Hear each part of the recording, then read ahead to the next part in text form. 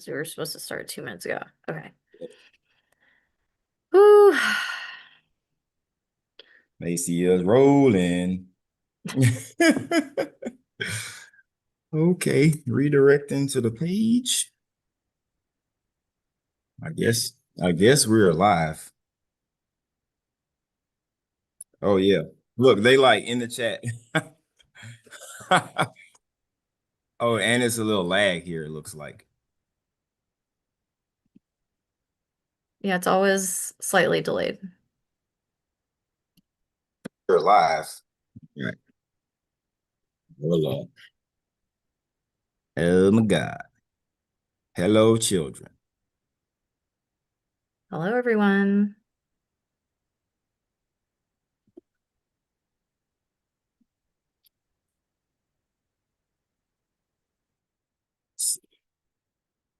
Now we got two sounds coming out at the same time.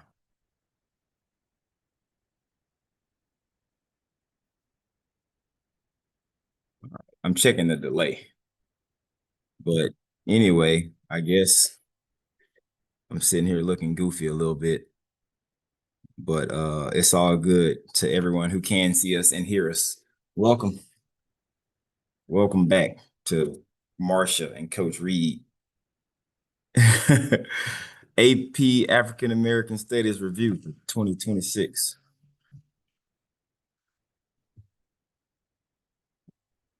All right. I gotta mute myself. I'm talking twice. Bam. All right. There. Marsha, can you hear me? Yes. All right, cool. We are in sync.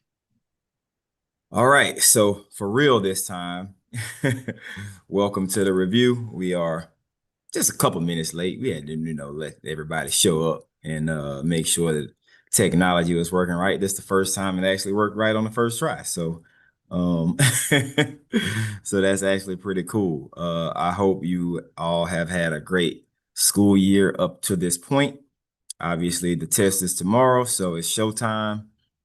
All the work that you put in, your classmates, your teachers, you probably got family involved in this too. Like it's a team effort, and it's a lot that goes into it, right? And we all got our own personal lives and we busy. So we appreciate you taking the time to be here. We definitely thought about not doing it again, but it's been great for students all over the country or wherever else they're taking it the last few years. So we just wanted to be here and do our part to make sure AP African American Studies students are as prepared as they can possibly be. So I'm gonna share my screen for those of you who don't know me. I'm Malcolm Reed. Coach Reed is what I go by usually. Coach a little ball here and there, football and baseball. I live in Gonzales, Louisiana. I'm originally from Baton Rouge, and I teach at St. Amant High School. Got about 50 something students that's gonna be taking this test tomorrow, and I hope that they are all here ready to rock and roll. I'll let Marsha introduce herself.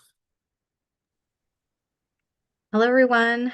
My name is Marsha Greco, and I live in San Diego, California. I teach at the Pro School UC San Diego, and I have about 110 students taking the AP exam tomorrow. So I'm really excited, and I'm proud of all the work that my students have put in all year. And I'm really excited to do this review again and add on to the video that we did last year. If you want to check that out, if you haven't already, then you can see that on Coach Reed's channel.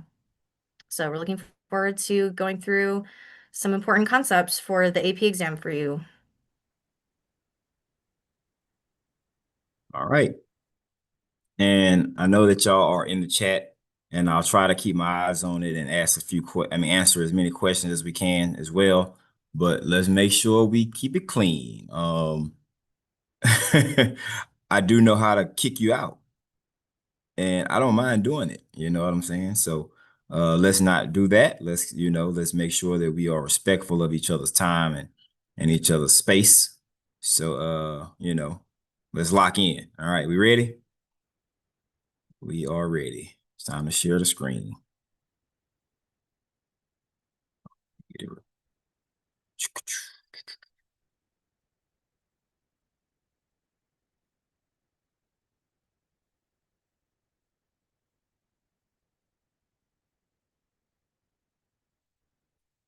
All right. So, for those of you who watched last year's slides already, we doing something a little bit different this year. Hopefully it don't take as long. We're gonna get right into specific things and kind of focus on the thematic connections and the timeline, the chronology, which I know a lot of students struggle with trying to learn all these dates and names.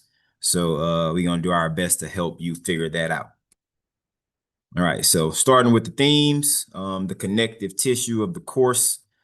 This is straight out of the College Board's website, enabling you to create meaningful connections across the units, not just from topic to topic, but from unit 1 through 4. There are a lot of similarities as far as what themes represent, and those themes are migration and the African diaspora.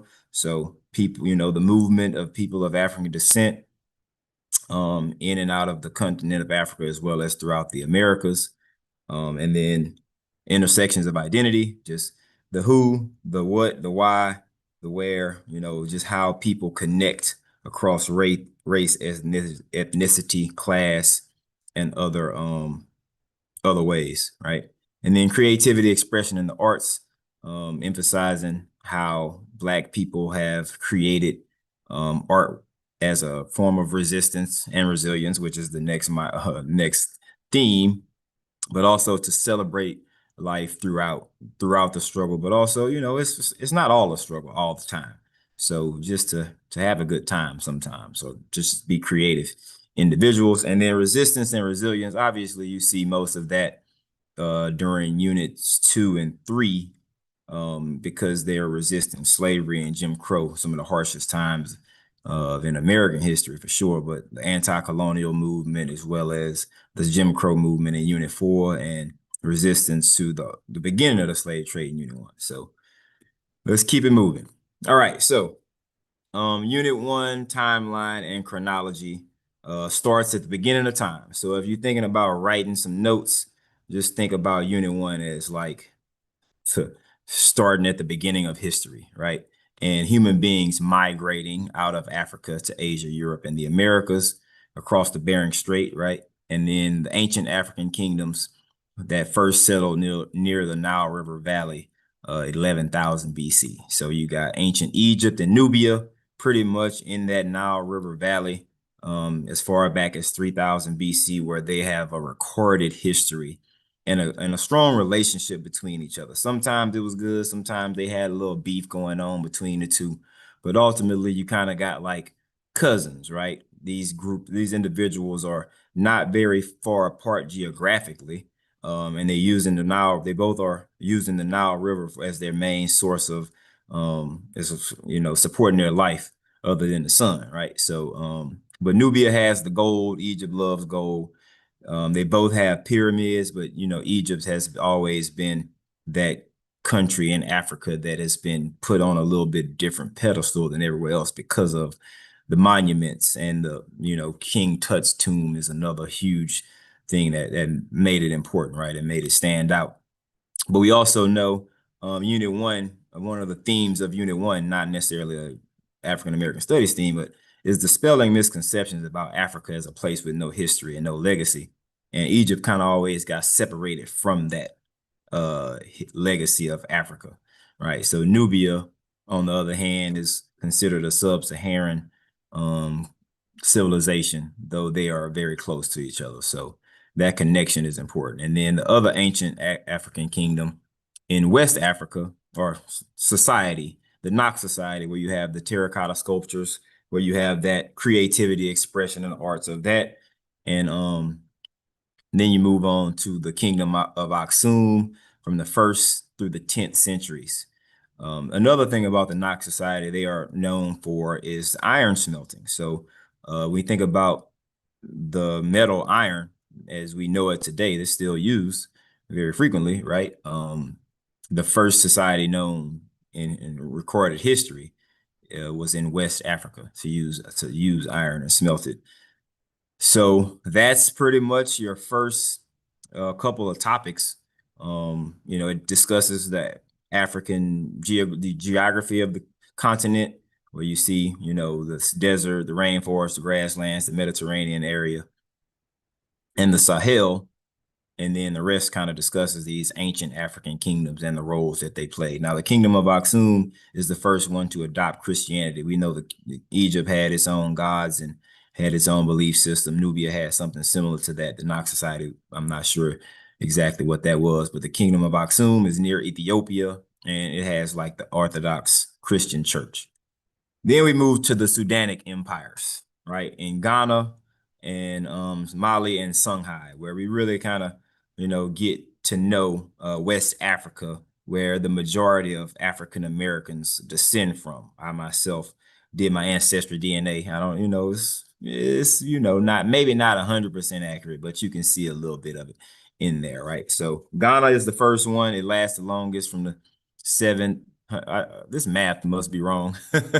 I'm sorry if I got that wrong. I probably meant to go back and fix it, but Ghana, 7th to 13th centuries. Um, so that's the 600s, really, to the 1200s. And then Mali, where we see Mansa Musa, and Timbuktu and the Catalan Atlas kind of puts Africa on the map, especially when Mansa Musa goes on his Hajj to the holy city of Mecca after most of West Africa converts to Islam. And then Songhai, the last of these three kingdoms, but also the largest of them, is from the 1400s to the 1500s.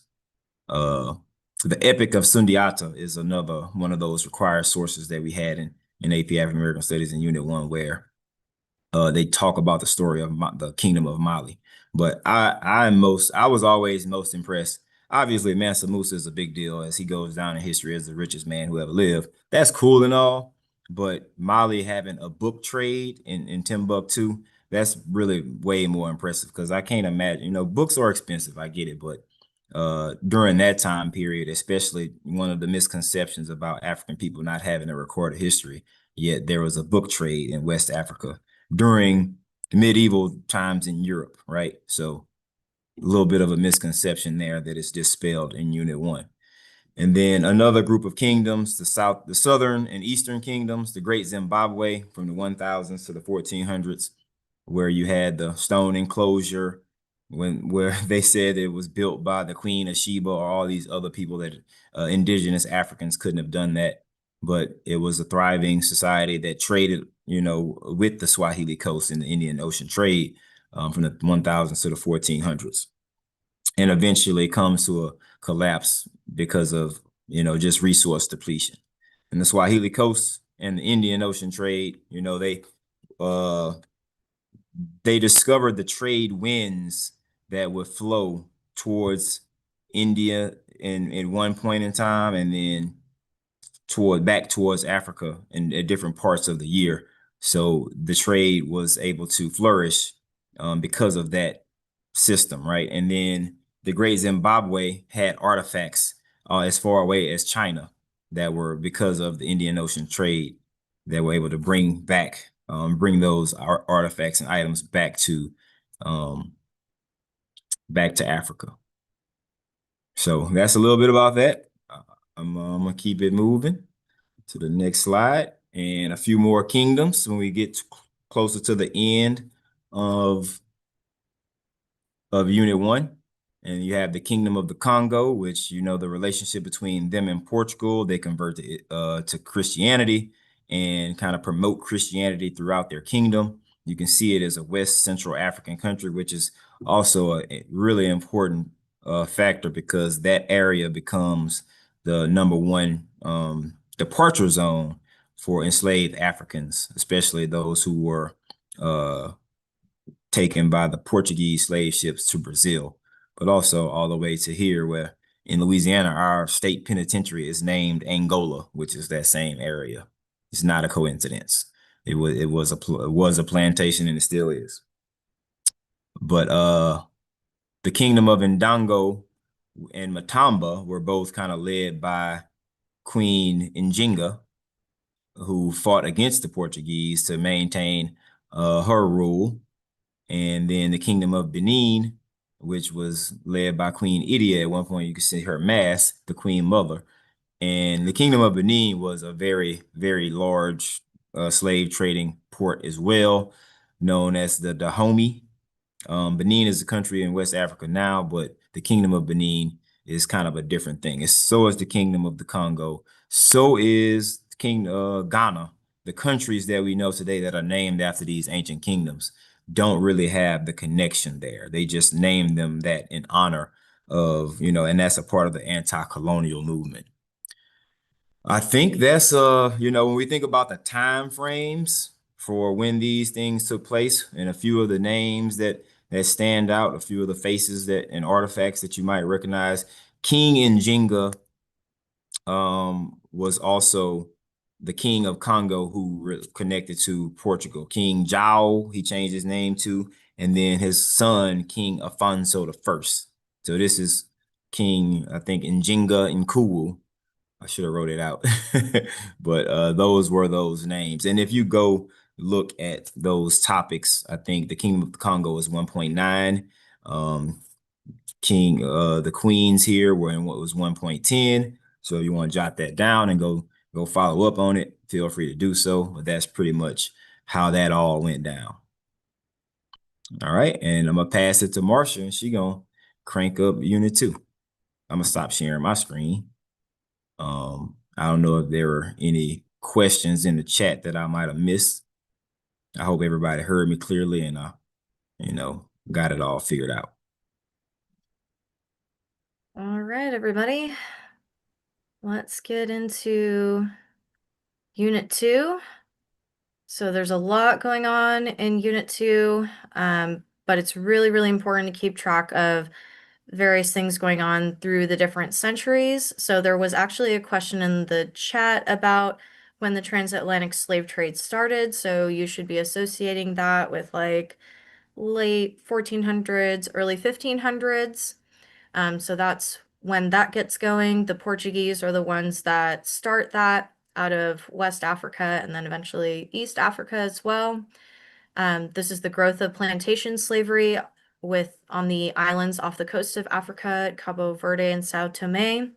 Also, the Spanish start to colonize during this time because Columbus, does his thing in 1492 that kickstarts Spanish colonization in the Americas.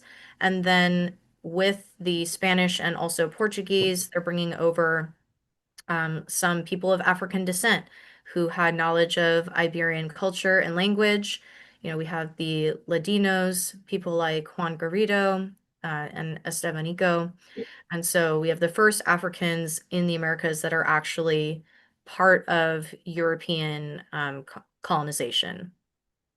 And then also moving into the 17th century, so the 1600s, this is the beginning of slavery in the English colonies in what will become the 13 colonies and eventually the United States. So slavery grows during this time, primarily in the southern colonies, but all of the 13 colonies will have slavery at some point. But as we know, the southern colonies were the ones primarily producing cash crops. So the early cash crops like tobacco, rice, indigo, and then also colonies from both the English, Spanish, and French, and also the Portuguese in the Caribbean and in Brazil.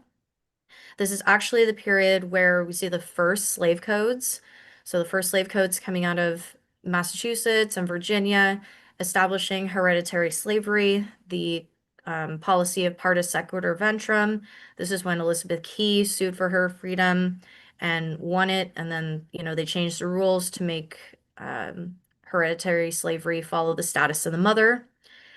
And then slavery continues to develop and grow throughout the Americas through plantation agriculture and the transatlantic slave trade in the 18th century. This is also a period where there is more anti-slavery writings, and the abolitionist movement actually happens primarily in England. And so Olaudah Equiano's narrative is part of the British abolitionist movement. But then we also have Phyllis Wheatley, who is, a poet in the United States, and she was writing, criticizing slavery. This is also a time period where, as far as the course goes, we're seeing various forms of resistance through maroon communities such as Fort Mose and the Stoner Rebellion, which resulted in harsher slave codes. So that's a major pattern that anytime there is resistance to oppression, there is backlash against that through harsher laws or, just in general, like more violence and oversight from those in power. There's also a lot of early abolitionist activity going on in the 13 colonies, primarily in the northern states. So, as a result of the American Revolution and the fact that their economies were not centered on slavery, many of the northern states began to abolish slavery. So now there's a larger free Black community there, as well as white people who were in favor of the abolition of slavery. So we have those voices growing during this time. Also, part of the growth of the Black community is the growth of religion, and we have the establishment of the AME Church in Philadelphia by Bishop Richard Allen in 1794. And then also another thing to remember is that the Constitution originally did have a version of the fugitive slave law, which just wasn't enforced until the new version in the 1850s. But it was always there. It was always enforced. It just that it wasn't as strict or enforced as strongly until the 1850s. But that was always part of the Constitution, and that was part of one of the reasons why some of the southern states approved of the Constitution. And then also part of the Constitution, I didn't put that in there. We have things like the Three-Fifths Compromise, which was giving the southern states representation and political power for their, giving them credit for their enslaved people, despite the fact that they had no power and were considered property. So now we're moving into the 1800s. So you should be associating the 19th century with cotton. So when we're thinking about slavery and thinking about what are the major cash crops, tobacco, rice, indigo are, primarily 17th and 18th century, and cotton is king in the 19th century. And this is going to lead to the growth of the domestic slave trade. So we have the Second Middle Passage with people from the Upper South being forcibly relocated down into the Lower South. And this is the period of a lot of slave auctions, family separation, things like that. Haitian Revolution. You must know that the Haitian Revolution is right at the beginning of the 19th century. So that's also a really good standpoint because major concept with the Haitian Revolution is that it inspired other resistance efforts. And so that will also help you remember that we have things like the German Coast Uprising in 1811, Denmark Vesey, Nat Turner's Rebellion, the Amistad Revolt, and then eventually the Underground Railroad. This is also a period of indigenous slavery with the five civilized tribes who also, you know, along with them, the enslaved people were forcibly relocated through the Trail of Tears in the 1830s. At the same time, the free Black community is growing. They start to have their colored conventions in around the 1830s. This is when they're debating about what they should call themselves, and they were also major players in the abolitionist movement. And so we have all of these activists who are making speeches, writing narratives, pamphlets, and promoting all sorts of different ideas, like David Walker and Henry Highland Garnet, who are promoting radical resistance. We got Frederick Douglass, who is, the quintessential abolitionist, you know, self-emancipated, educated himself largely on his own, becomes the most photographed person of the 19th century and, a major advocate for abolition, but also women's rights. And then we have slave narratives written by Harriet Jacobs and Solomon Northup. And then Frances Harper was also an abolitionist and writer. Maria Stewart giving, the first public address by any woman, white or Black, and also a prominent abolitionist and women's rights advocate. Along with this, there's the immigration debate going on, the American Colonization Society promoting, getting rid of the Black population and sending them back to Africa. But there's different people who actually support that because they believe that the United States is just not working for Black people and they would be better off elsewhere. So there's different variations of that. So Martin Delaney is definitely somebody that you should be associating with that. So all of these things I just went through right here. Obviously, there's some overlap, but a lot of it is developing pre-1850. So, cotton gin is invented right at the end of the 18th century. So the growth of the cotton industry, domestic slave trade, all of this, the abolitionist movement is developing pre-1850.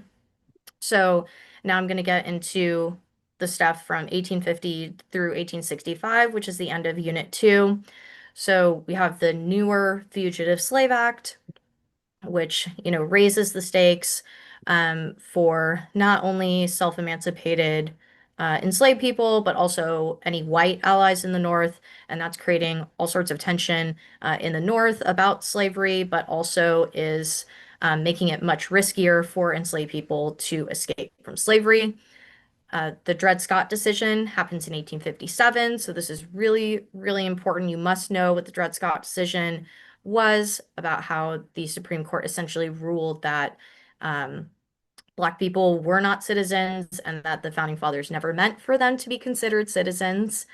Um, then we have the Civil War. So again, like this course is not you don't have to memorize dates, but it really helps if you know that the Civil War was in the 1860s. So 1861 to 1865, we have African Americans escaping to Union lines from the very beginning, which then eventually causes a chain of events and essentially kind of pressures Abraham Lincoln to issue the Emancipation Proclamation, which goes into effect January 1st, 1863, and also not only frees the enslaved people in the Confederacy, but it also opens up African American service in the military a lot more than what was already going on.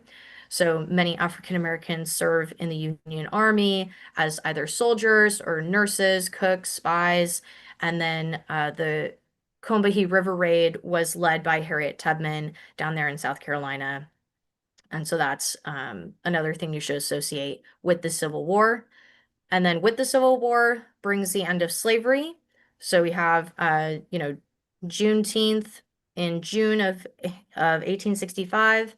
And then the 13th Amendment was ratified in December of 1865. So it was like passed by Congress kind of in like the spring, like March or so, but it's not ratified until December of 1865. So that officially abolishes slavery in the United States. And then, even though it's outside of the 1865 time period, you should know that Brazil was the last to abolish slavery in 1888.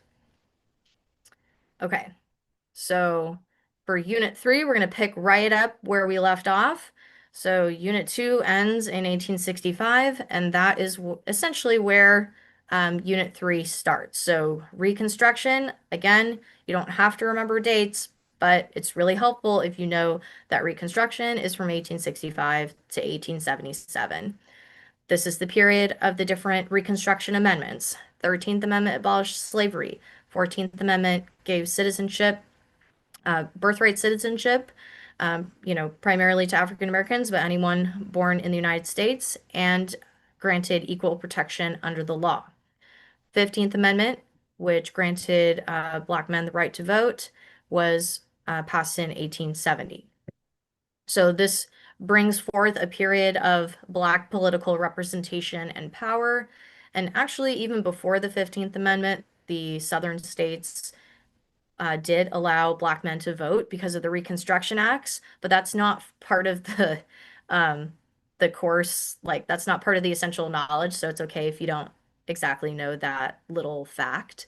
But basically, during the late 1860s, 1870s, there's this increase in Black men taking office, and we're talking not just at the federal level, like in this image here, but at the local and state level primarily. So we've got members of Congress, we've got state legislators, people who were involved in creating the state constitutions for the southern states, as well as local officials like Justice of the Peace, Postmaster General, judges, things like that. So this was actually a period of time where there was this interracial democracy to some extent.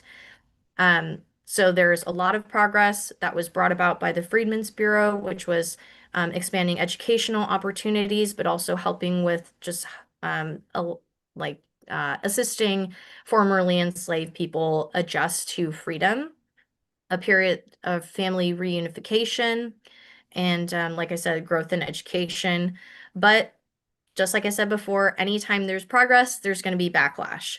So black codes are passed immediately after the Civil War. So one thing that a lot of people get confused about is black codes were the laws that were passed right after the Civil War. We're talking about, oh, well, they have to have a job, they can't own weapons, things like that. And a lot of those black codes were actually sort of outlawed in a way by the 14th Amendment. The 14th Amendment was meant to sort of stop those. Um, and so black codes are different from Jim Crow laws, which are going to happen a little bit later. So, like black codes, you should be associating with Reconstruction. This is also a period of vigilante justice with the Ku Klux Klan, the White League, which is like down in Louisiana, sharecropping, and then convict leasing with that loophole in the 13th Amendment. And so this is the beginning of that reversal of progress through Jim Crow laws, disenfranchisement, and basically the overtaking of Southern governments by white supremacists, former Confederates who, quote unquote, redeem the Southern governments. And then last bit from Unit 3 here, we're entering the nadir of race relations. So we've got this is, all the characteristics of Jim Crow society: violence, lynching, disenfranchisement, segregation, Plessy versus Ferguson. So this is the separate but equal doctrine, and that was in 1896. But the African American community is not taking this lightly. So this is a period of racial uplift. Now that they're free, they're making the most of it. So this is a growth in education, advocacy through women's clubs, the NAACP, National Urban League. And so, expanding on education, this is where there's the debate over what kind of education should Black people be focusing on in order to progress the most. So we got vocational education or industrial education that Booker T. Washington was promoting versus a more liberal arts education that Du Bois was promoting. We got the growth of HBCUs and Black Greek letter organizations. Service in World War One is really important. So again, like knowing dates, knowing that World War One was from 1917 to 1918 as far as US involvement, because that's going to help you place the Great Migration and also the Red Summer. So if you know that, the soldiers start coming back from the war in 1918, like early 1919, that helps you understand the tension that is caused by the fact that a lot of African Americans have taken the jobs of the American soldiers, and now there's all these Black people in cities that didn't have such large populations of Black people. And that's contributing to the racial tensions that will come to a head in the Red Summer of 1919.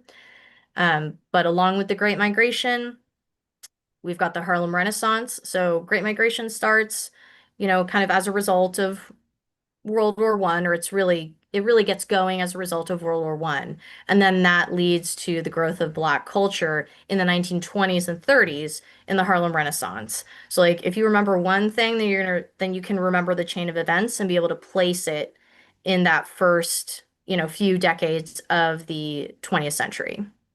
And then along with that, there's this growth in various aspects of life, music, photography, film, and then also Black nationalism. So one of the things that came out of World War One was this concept of self-determination. And um, you know, Marcus Garvey was very much like influenced by that idea. And so, coupled with all the oppression that was going on, he was promoting this idea of going back to Africa. And then, along with the growth in education, but also, these concepts of Black pride that were coming out of the Harlem Renaissance, we got the growth of Black studies and ideology with Du Bois and his double consciousness, and then Carter G. Woodson and Arturo Schomburg talking about the growth of Black studies. And I will stop sharing so that you can take us into Unit 4.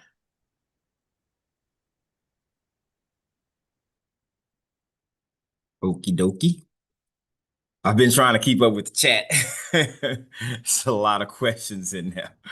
I think so. I'll kind of talk about before I go into unit 4. Oh, the lights went out. Hold up, I gotta do the motion sensors. All right. Gotta get up and do a little dance right quick. Yeah, so think about it like this, children, students. Um, Sometimes we bring in other topics of discussion to contextualize and connect you to what's going on in the essential knowledge and learning objectives, right? The EKs are very solid. They do answer the learning objective questions, or you can perform the task by looking right at them, right? But the other anything that's outside of the essential knowledge won't be in the multiple choice questions, because the multiple choice questions come directly from skills, learning objectives, essential knowledge, right? So that's where they come from. Anything else is for you to use on the FRQ as an outside source, in the DBQ or SAQ questions, if you so choose to. But you don't have to do that. You don't have to wreck your brain trying to figure out, I mentioned someone asked about the Supreme Court case. Someone use this example before I move on. They ask about the Supreme Court cases, Plessy versus Ferguson, Dred Scott, and Brown v. Board. And I think that those three will suffice if you're just looking for Supreme Court cases to use as examples. But I mentioned that during the Reconstruction era, and we watched the documentary Amend, right? A section of that was hosted by Will Smith on YouTube, Netflix. And that portion mentioned a few Supreme Court cases that took place right after Reconstruction, kind of the rollback in their resistance that Ms. Greco was just talking about. Crookshanks cases, slaughterhouse cases, and the civil rights cases that were from around 1875 to 1880-ish, right? So these cases did play a huge role in creating systems that supported segregation, discrimination, violence against Black people without any kind of impunity for white citizens who committed acts of violence against Black people.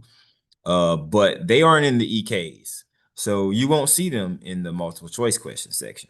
But if you want to stay armed, stay strapped with some extra information, then go do a little extra research, find it on your notes, or go look it up. But you don't have to do that, right? Stay focused on what your essential knowledge is. If your teacher shared your slideshows with you, I shared mine with my students, or your note catchers or whatever else you've done to even if you just go to collegeboard.com and look at the essential knowledge in the CED, in the in the framework for the course, like you can find it all there, right? So some of those might be on the review games and everything, but if it's not essential knowledge, then it's not essential. All right. So trust me on that, and make sure that you kind of stick to the script when it comes to, kind of narrowing down, so you won't have all these big ideas in your head, and focus on the main things that's important. Hope y'all understand and follow me when I say that, because it's really that simple. Don't keep the main thing, right?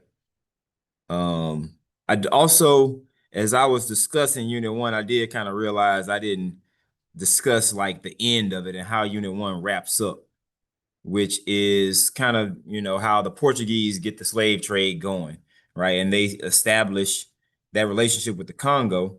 And then, that last topic is about Africans in Europe, and Europe in Africa, and Africans in port cities, in Iberian port cities, like the Iberian Peninsula, that's Spain and Portugal, is right there.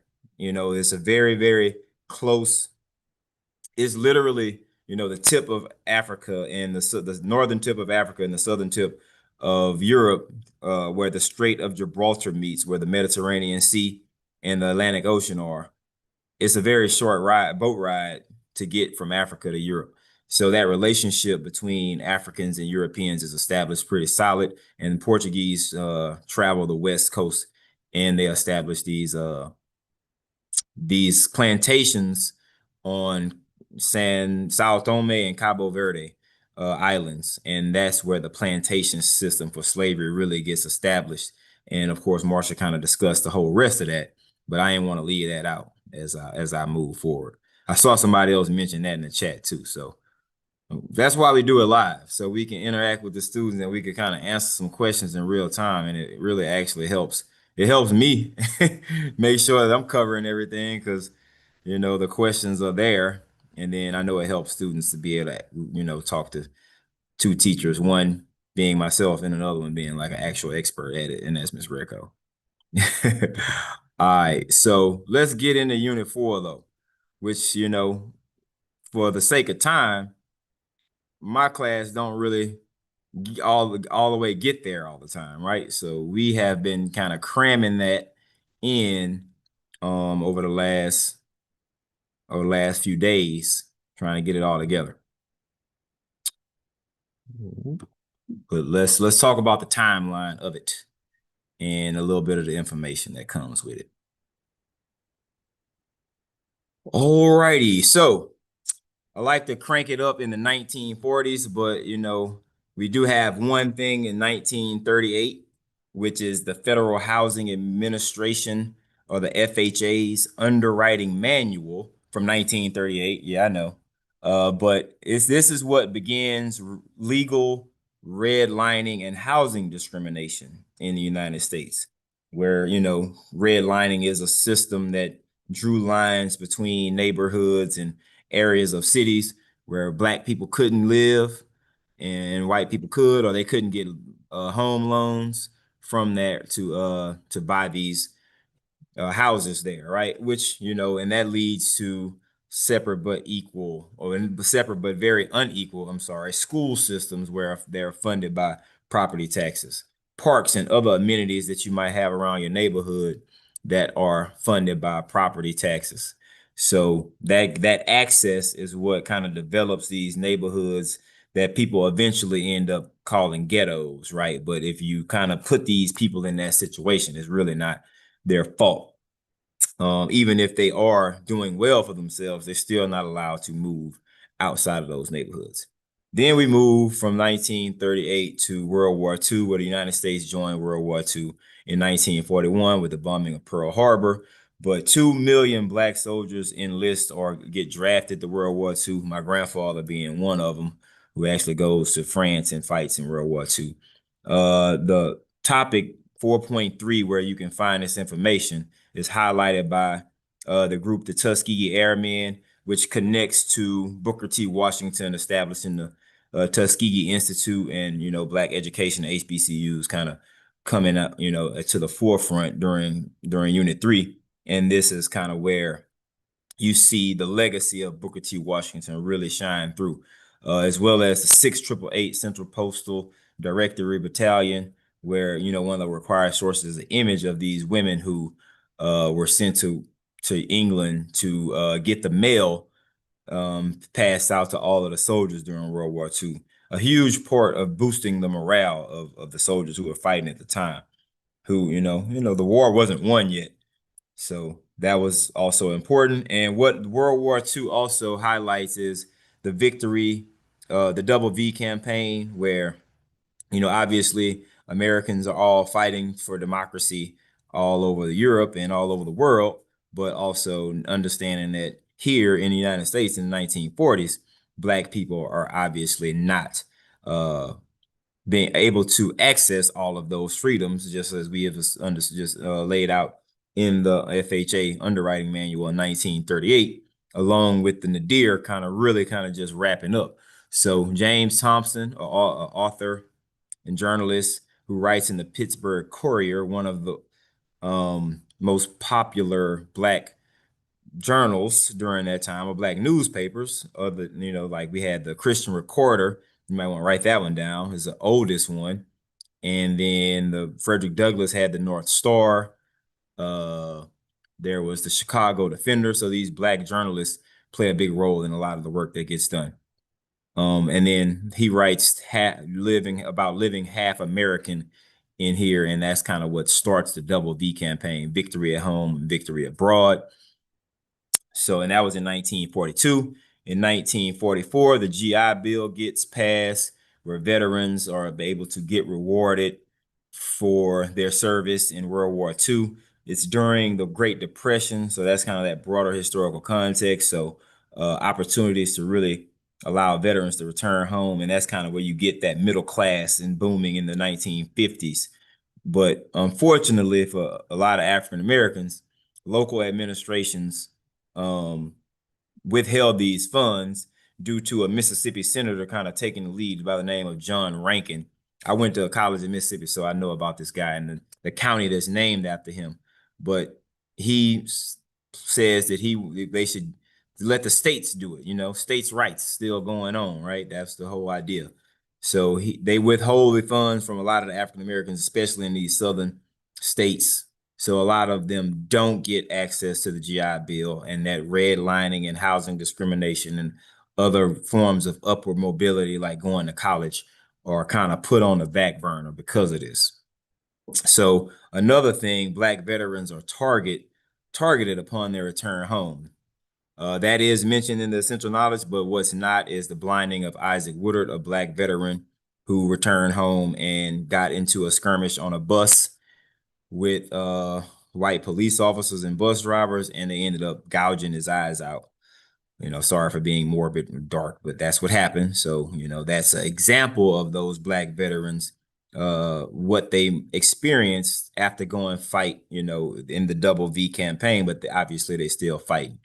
And black veterans began to push and take the lead in the civil rights movement. And the civil rights movement does really get off its feet after World War II, after so many black soldiers have fought in every war before this, but after World War II, and so many opportunities that they have gained, so many people are going to college and doing so many great things, that black people kind of draw the line in the sand that they are not going to sit back and let it happen anymore. And the push for civil rights really begins during this time. And one of the main things where it starts is the Executive Order 9981, where Harry Truman desegregates the military. So that's a chunk of what happens in the 1940s. In the 1950s, not mentioned in there, but I like to throw it in there for some local history. Baton Rouge has its own bus boycott in 1953, which is kind of the precursor to Montgomery in 55. And then the big thing, the Brown v. Board of Education ruling, which overturns Plessy versus Ferguson, making separate but equal illegal, and ruling that segregation in schools is also illegal, which also plays out into transportation and other public places where segregation is now all illegal. But there's a huge response of backlash to this, culminating with Emmett Till being lynched in 1955, where his mom actually asked for this open casket for people to see what happened to him. And that really inspires Rosa Parks a few months later. She says she thought about him when she stayed on that seat. Now, don't get it twisted. She wasn't some tired old lady who had a long day at work whose feet were hurting. Rosa Parks was a secretary in the NAACP in Alabama. So her decision to sit on that bus was definitely planned. And Claudette Colvin, right before that, had done the same thing, right? So she wasn't even the first one, but she does get the credit, and she deserves the credit that she gets. Let's not, I don't say that to belittle her, but to say that people must understand like her role with as detailed as we can possibly be. There was also a Civil Rights Act of 1957 that established the Civil Rights Division of the Justice Department. And then that wasn't in the EKs, or maybe it was. But Ghana gaining independence in 1957 as the first African nation to gain independence from British rule is in there. And that's a part of that anti-colonial movement where you see Negrismo and Negritude and the New Negro movement all kind of coming together to fight against colonialism and think about a unified front of blackness across the globe that's kind of recognized as Pan-Africanism. Right, 1960s, a whole lot went on then, right? So the year of Africa, 1960, in the EKs, 17 African countries gained independence from European colonies. One of the earliest uh, civil rights activists to be assassinated, Medgar Evers in 1963. He was in Jackson, Mississippi, NAACP field secretary. Our class actually got to take a field trip to his home where the assassination took place. That's a name that you should know, regardless if it's in there or not. The March on Washington happens a few months later, and Martin Luther King gives his I Have a Dream speech. And Martin Luther King really gains his notoriety with the Montgomery bus boycott. But this speech and the March on Washington skyrocketed him to like the most influential person in the United States at the time. I would only compare him to Frederick Douglass in the 19th century, basically, of just the role of who he was and what he represented as a black man. Shortly after that speech, not even, I guess, like a month later, a church is bombed in Birmingham, and the Birmingham marches really began then too. Martin Luther King plays a huge role in that. And then ultimately, the Civil Rights Act of 1964, ending segregation and prohibiting discrimination on the basis of race, color, and religion. I mean, probably the most important thing that happened with that Martin Luther King and those who supported him were able to establish, right?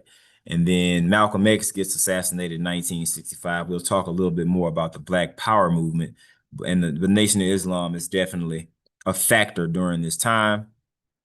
Shortly after that, same year, the Bloody Sunday in Selma, where the Civil Rights Act is passed, but voting rights, this literacy test, grandfather clause, and poll taxes are still in effect. So Black people are fighting hard to get their right to vote, which definitely, which that Voting Rights Act plays a huge role in what happens in years shortly after that. After Malcolm X gets assassinated, the founding of the Black Panther Party in 1966, this organization, implemented these survival programs like free breakfast, legal aid, offer free medical care and clothing. It is a party built off self-defense and anti-police brutality. All right. The Fair Housing Act of 1968, ending legal housing discrimination. So take it back to 30 years ago with the FHA's underwriting manual. 30 years later, that's kind of overruled. Martin Luther King is assassinated in 68, and Shirley Chisholm, the first Black woman elected to Congress in 1968 as well. I probably could have wrote 15 other things from the 1960s, but I guess about 80% of this is in the essential knowledge, and the rest is just me throwing some extra stuff on there. All right, so the 1970s, just a few things. The growth of the Black elected officials because of the Voting Rights Act, 1971. Shirley Chisholm runs for president during there. The first episode of Soul Train, if you look through Unit 4, it talks about Black TV shows and music. The birth of hip hop is in 1973. And then one of the other things from the EK's Combahee River Collective Statement. Oh, 1977. Sorry. Ooh, dark in here. Okay. And the 1980s, nah. These are the memories of my life. I don't want to consider that history yet. So judge me if you need to, but I'm sorry. You can ask your parents what happened in the 1980s. It's all out there. All right. But the major movements of Unit 4, you do need to know, and you do need to know the time frames, right? Black freedom movement, the overarching movement, right? Everything else is a part of this. I left out the Negrismo and Negritude. Sorry about that. But the Black freedom movement, civil rights movement from the 50s and 60s, Black power movement, 60s and 70s, Black arts movement, 60s and 70s, as well as the Black campus movement, which establishes African American studies. And we are the children of that, and the legacy of that lives within us. That's why we're about to go bust this 5 on that exam, right? But the negritude and the Grismo movement would be from the 1940s and 50s, if you want to jot that down and add that in. All right. So I'm gonna keep moving. I don't know what's going on in the chat, but they probably were out wilding out in there. Hopefully, not too many questions. But yeah. So we're gonna talk a little bit about music, right? We're thinking about the theme of creativity, expression in the arts. There have been DBQs about music on the previous exams, FRQs about music on the previous exams.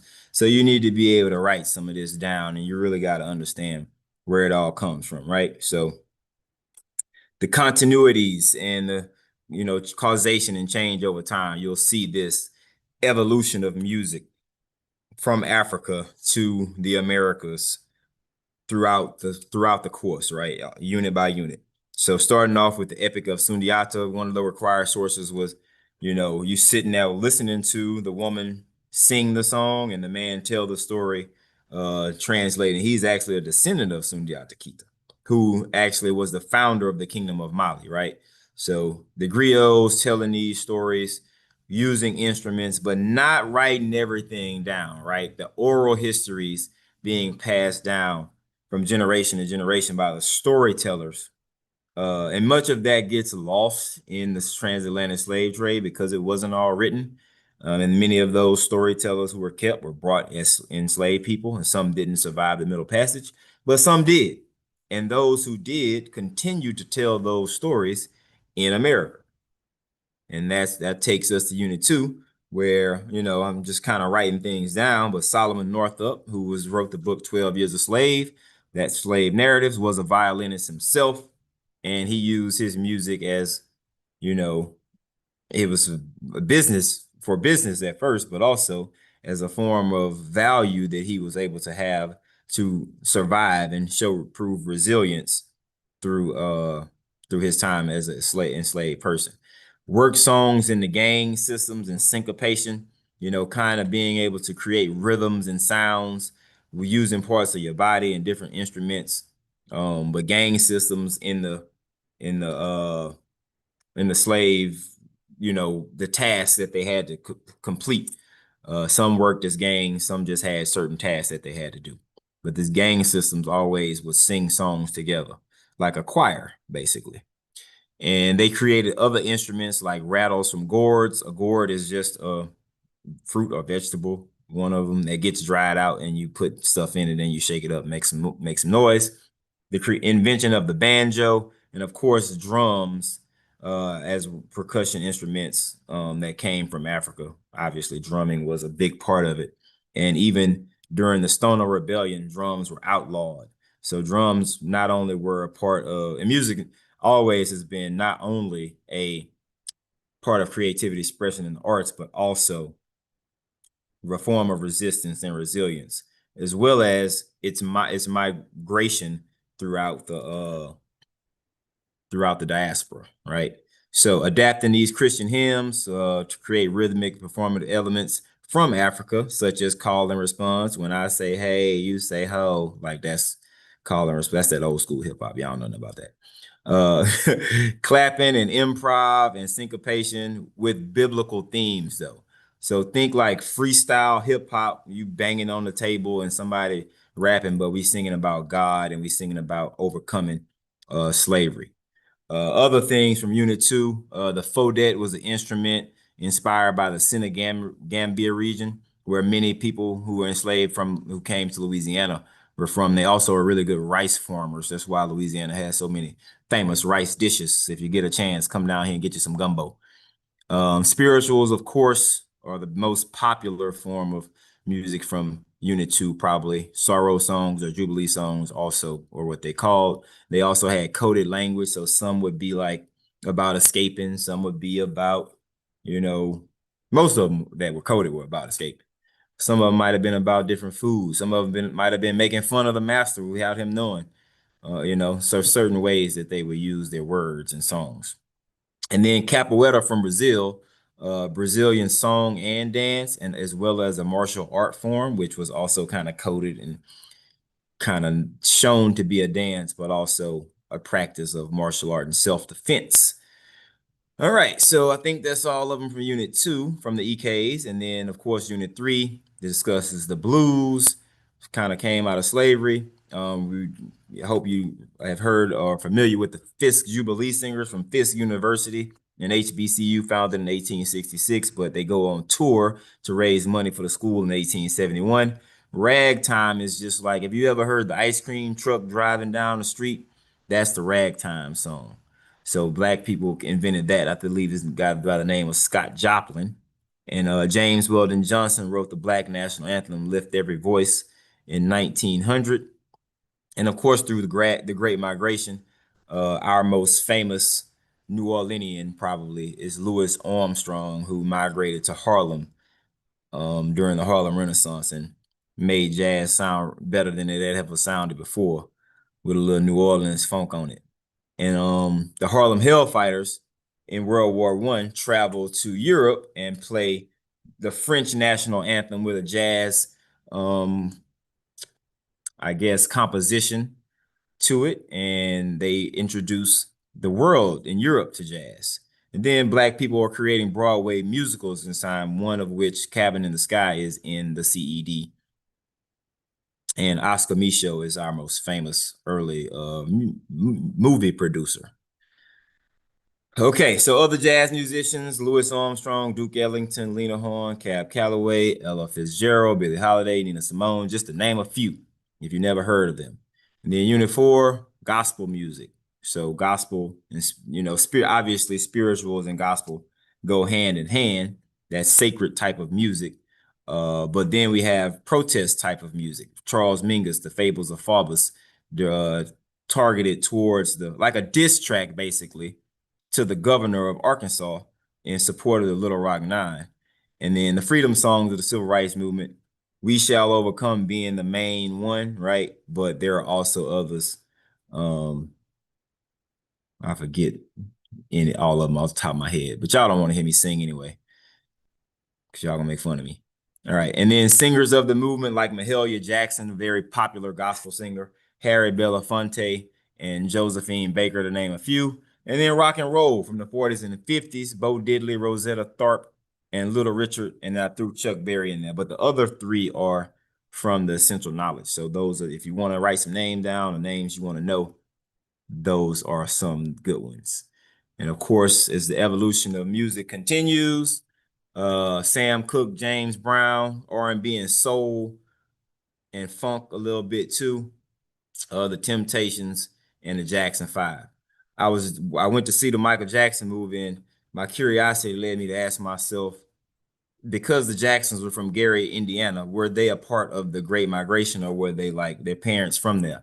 Turns out that Joseph Jackson's dad is from Arkansas, and the mom, Catherine, is from Alabama. So they meet in East Chicago, Indiana, moved to Gary, 2300 Jackson Street. The rest is history. All right. Literally, it is. Okay, so and then hip hop is originated in 1973 by a Jamaican man by the name of DJ Kool Herc. So the Afro-Caribbean migration, because Herc is from Jamaica, right? So we know that many Jamaicans and Puerto Ricans and Cubans, uh, Dominicans, all are traveling to the United States during the 50s. I mean, even, just during a part of the Great Migration anyway. Those four elements of hip hop: writing, which is graffiti, artwork, right, breaking, dancing, DJing, creating sounds, syncopations and rhythms, and MCing, the spoken word. So all four of these elements of hip hop are just the four elements of music that have always existed all the way from Africa. So it's no different, right? But it originates by Black and Latino youth from the Afro-Caribbean migration, Black youth from the Great Migration. But it happens in the Bronx, New York, not in Harlem, but close enough, right? Most are inspired by James Brown, as well as poets of the Black arts movement and musicians of the Black arts movement who use the spoken word over beats. And these early DJs are the main attraction, like Kool Herc and Grandmaster Flash, later shift to MCs, your Kendrick Lamars of today, We're not gonna have the debate about it, but Nas is the GOAT anyway. Nasir Jones from Queens, New York, not the other guy. All right. I'm gonna stop sharing my screen. I've been yapping for a good little bit. Hopefully that all makes sense. And hopefully, you could get those connections from themes. And obviously, the main theme of music is the creativity, expression, and the arts. But you can see how the intersections of identity play a role in it, who's singing what and who's saying what about about whoever they want to say it about, right? And then, of course, all of this music is a form of resistance and resilience. And the migration part, you see it travel across the Middle Passage and then how it migrates throughout the Americas. So hopefully we made that make sense to you. All right, everyone, we're continuing on. And so now I'm going to briefly discuss poetry. So one of the things that you should just have in your mind about poetry across time is that it was a form of creative expression, but also resistance. It helped dispel stereotypes about the literacy and creativity of African Americans. It was used for a variety of purposes. So during slavery, it was definitely to promote the abolition of slavery and the rights of African Americans. And then after slavery, it's about promoting equal rights or speaking out against injustice, and also to show the humanity of African Americans. So in Unit 1, there isn't a whole lot of poetry, but you should associate poetry with the storytelling from the griot tradition. So one example of that in Unit 1 is the Epic of Sundiata. As I previously discussed with Unit 2, we have poets Phillis Wheatley, Francis Harper, and then in the late 1800s, Paul Laurence Dunbar. So, really, for these poets, you should have an idea of when they were doing their work, but then also an example of one of their writings. If this is where knowledge of the sources is really helpful, you don't have to remember every single one, but if you can remember that, Paul Laurence Dunbar wrote about the colored soldiers and was trying to honor their memory, then that is definitely going to help you. If you're asked to give a specific example of, artistic expression, simply saying poetry, and how it allowed them to express their thoughts, that's fine, but you usually need to be more specific than that. So if you can put out a name and not only of the person, but of a work that they did or being able to describe one of their works, then that is going to help you, earn the point on an SAQ. It's going to help you on the multiple choice. So the more you can kind of associate with these people, the better. And then we have Harlem Renaissance poets, Claude McKay, who wrote If We Must Die, Gwendolyn Bennett and County Cullen, who wrote different versions of Heritage, and then Langston Hughes, if you read one of his poems in your English class, or even if your teacher brought in one of his poems in this course, then you can talk about that. And then as far as what's in the actual like CED, the course, really the only poem in Unit 4 is Maya Angelou's Still I Rise, but Audre Lorde is also mentioned in one of the other topics. So being able to also associate her with poetry and intersectionality is going to serve you well. So again, like you don't have to memorize every single one of these people, but if you understand the main ideas that they were expressing and the purpose for their writing, then that's going to be something that you can use on SAQs, on the DBQ, and will also help you recognize sources on the multiple choice. All right, so now we are into the next part of our presentation, which I believe you are taking. Idoki. Where are we? Oh, Lordy. Oh, okay. The migration. All right.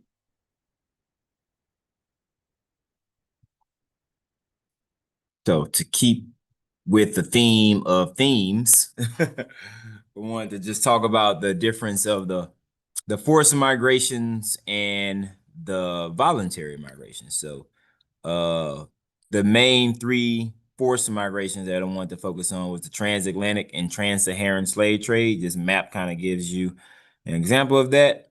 And then the domestic slave trade, or the second Middle Passage. Marsha, Ms. Greco actually kind of talked about that in Unit 2 already, as well as the Indian Removal Act, which led to the Trail of Tears, which moves those five major indigenous tribes, which were the Cherokees, Choctaws, Chickasaws, Creeks, and Seminoles, west to Oklahoma, opening up that space for the cotton boom and the growth of the domestic slave trade. So those two things, so I bet really all three of them, they kind of lead, one thing leads to another. So when we think about chronology, when we think about how this all got set up, maybe I should have put the Indian Removal Act first, uh, before the domestic slave trade. But the domestic slave trade begins with this cotton gin more so, right? And it begins with the banning of the transatlantic slave trade in 1808. The Indian Removal Act is in 1830, and the Trail of Tears is around 1836. So it does kind of map it out chronologically, right? And then the voluntary migrations, human beings migrating out of Africa to populate the globe, right? And that's kind of how it all starts in Unit 1. And then the Bantu migration shows the ethno-linguistic migration, and also the migration of technological innovations like iron, as well as agricultural innovations like the growth of spreading crop growth, right? So yeah, so then moving to the Underground Railroad, where at least 30,000 enslaved people did escape bondage. Those are the exception, not the rule, because 30,000 is a much smaller number than the 4 million. Oh, lights. The 4 million enslaved people that were enslaved during the beginning of the Civil War in 1860. We also can look at the maroon communities throughout the diaspora, the Great Dismal Swamp, the Queen Nanny of the Maroons in Jamaica. There were maroon communities in New Orleans, maroon communities in Florida, maroon communities pretty in Brazil, the Palenques and the Quilombos in Cuba, I believe. No, I didn't got that wrong. I ain't gonna lie to you. Spanish were the Columbos, and the Palenques were the Portuguese Maroons. I hope I got that right. Anyway, fact check me on that. I'm all good. Immigrationists who voluntarily wanted to leave the United States in hopes of finding freedom elsewhere, like maybe Venezuela, like maybe going back to Africa. That could be as far as Martin Delany or Henry Highland Garnet or even Marcus Garvey, or maybe even W.B. Du Bois, who went to Africa and spent his last days in Ghana. And then the Great Migration, of course, a student actually did ask me, was that kind of a forced migration because of the racial violence that they had to face in the South? Well, there was definitely a move to keep Black people from leaving the South during the Great Migration. They didn't want them all to go. So those who decided to leave to go north or west definitely did that on their own will. Some were kind of forced in some situations for as a threat for their lives, but ultimately it was their choice, as they were free to mostly free to move freely about the country at their own will. And then another theme, intersections of identity. This is one that I think challenges some students to think about, how does this actually play out? Well, these are just a list of a brainstorm that me and Marsha kind of worked together on. And mostly I was just thinking about, how does this look? What are these intersections of identity? Your nationality, your ethnicity, your racial identity, your gender, political identity, the interlocking systems of oppression is a theme, one of the topics in Unit 4. Advocacy, what were you advocating for?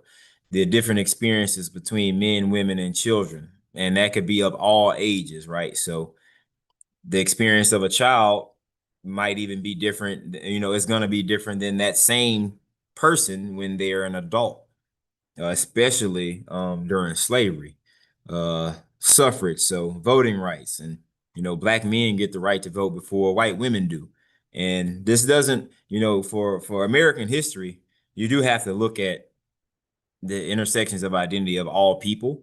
Obviously, this is an African American studies course, and Black people kind of are at and their experiences, their history, and lives and culture are at the forefront of it.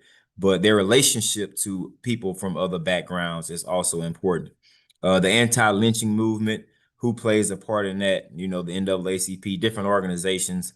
The Black Power movement, the Civil Rights movement, the nonviolent, violent, well, not violent, self-defense aspects, feminism, athletes who play parts in the civil rights movement. You see Jackie Robinson. His experience is different than the men from the colored hockey league in Nova Scotia. Harriet Jacobs, I have an image of her here. I have Gwendolyn Brooks, the poet. I have Black Panther women, who are members of the Black Panther Party. What was their experience like? And then, of course, Toussaint Louverture. How is he different than everyone else? And entrepreneur science is just all aspects of African life, and if African American life or life throughout the diaspora. How does each individual identify themselves, and how does that identity play a role in how they view themselves? I would use that, those kind of tailored debates throughout the course of immigration versus anti-immigration. How does Frederick Douglass's upbringing and background compare to Martin Delaney's? How does W.B. Du Bois' background and identity compare to Booker T. Washington or Marcus Garvey? How does Malcolm X and Martin Luther King, or even Martin Luther King's right-hand man, Ralph Abernathy, how are their experiences different? And of course, if we name some of the women, the women don't really get pitted against each other in debates as much, but how have their experiences compared to those of the men, as well as uh, themselves, compared to one another? So those intersections of identity, it's a very, very broad theme, but it also, you can narrow it down if you look at each individual and then maybe the collective of, certain genres where you can view these people and kind of box them in the genre and then look at them individually and how their experiences compare to one another. Right. So hopefully you can understand that. And as you go through the test and you look at individuals maybe who produce certain sources that you're interacting with, how does that perspective, right, of that skill of the perspective of an author or an artist, how does that relate to the topic at hand or the claim or the question, the response, the prompt, or the response that you will write? How does that connect to one another, their perspective? And then the audience that they might be speaking to, because their perspective, obviously, there's an audience that's connected to that, as well as the context of which they speak in. So when we look at those skills of source analysis, purpose, perspective, context, and audience, if you look from Mansa Musa to Martin Luther King, or even to Kendrick Lamar, how do their perspectives compare to one another? Obviously, those those identities do intersect, as they are both Black men, right? But also very different times, very different experiences, very different perspectives. Hope that makes sense. All right, I'm passing the mic back to Marsha. All right, so we're definitely gonna have to pick up the pace a little bit here. My bad. It's me So again. it's okay. All right, so speaking of intersectionality, I'm gonna talk about Black women specifically. So Black women is a really large category that you definitely have to have in your wheelhouse. And there are certain understandings about Black women that are really important, and multiple choice questions tend to focus on kind of these main concepts, no matter what time period we're talking about. So, one of those is intersectionality, which he was just talking about. So, during the different time periods, we're talking about different sets of experiences. So, during slavery, Black women are victims of, are the primary victims of sexual assault and harassment used for bearing children who will then, add to the enslaved population. Themes of family separation come up a lot in anti-slavery literature. And then after slavery, not having equal rights. So they do not gain the right to vote with the 15th Amendment. They have fewer educational opportunities and they have fewer opportunities for upward mobility and, becoming leaders and becoming wealthy. And so, and even within the civil rights movement, they are denied leadership roles. In many instances, like one of the required sources is the letter from the women in SNCC, where they're talking about the sexism that they are experiencing. And then LGBTQ plus women are also facing an additional layer of oppression due to their sexual identity. And then another thing you should be associating with Black women is their advocacy. Throughout time, Black women are always the leaders, fighting for rights, fighting for freedom, not just for Black people in general, but also for women specifically, and addressing issues that are specific to women and their experiences. So during the era of slavery, many of them were leaders in the abolitionist movement, the Underground Railroad. They were the authors of narratives where they were detailing sexual assault. They were leaders in the women's suffrage movement, but because of sort of the split within the women's suffrage movement, with many white women, um, sort of becoming bitter about the fact that Black men got the right to vote before they did, that sort of stifled the ability of Black women to participate in the women's suffrage movement.